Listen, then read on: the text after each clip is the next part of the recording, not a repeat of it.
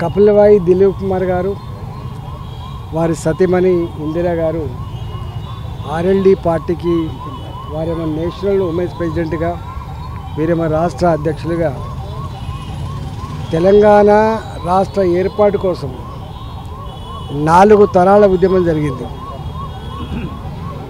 Idli sambar go back 1969 ఉద్యమాలు, ఆ తదుపరి మేధావుల నాయకత్వంలో అనేక ఉద్యమాలు జరిగినాయి.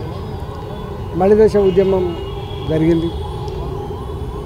అందరికందరూ చెప్పిన మాట ఏంటంటే Telangana is nothing but a state of weaker sections.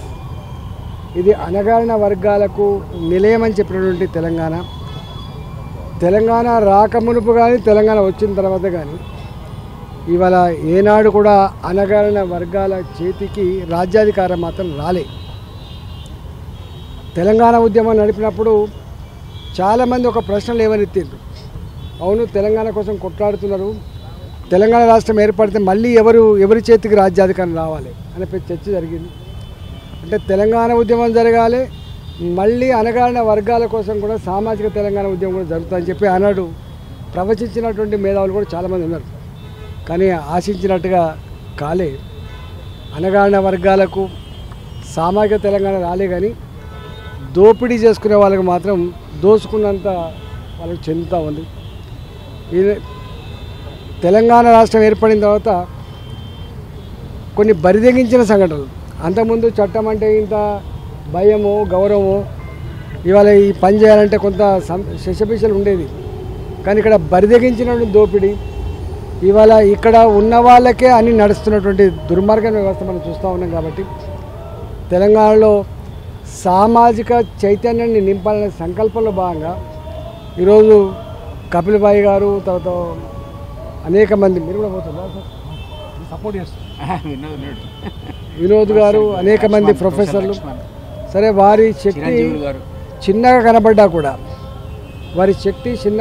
కూడా విశారదం లాంటి వాళ్ళు, ఇవాళ మా చిరంజీవి లాంటి వాళ్ళు, అనేక మంది తెలంగాణ పల్లెలలో ఇవాళ మా జాతికి మా వర్గాలకు అన్యాయం జరుగుతున్నటువంటి ఆక్రోశం, దుఃఖం స్పష్టంగా కనపడతా ఉంది.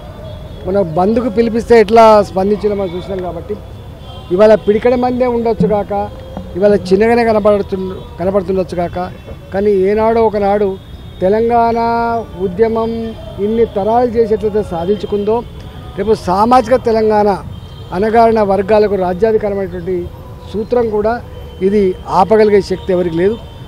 ఆలస్యం అవుతుండొచ్చు, కొంత ఒడిదుడుకు గురవుతుండొచ్చు, కానీ 100% ఇవాళ ఈ గర్భంలో పుట్టిన ఈ ఆలోచన, సామాజిక తెలంగాణ ఆలోచన తప్పకుండా విజయ తీరాన్ని ముద్దాడి తీరుతుందనే విశ్వాసం ఉన్నది.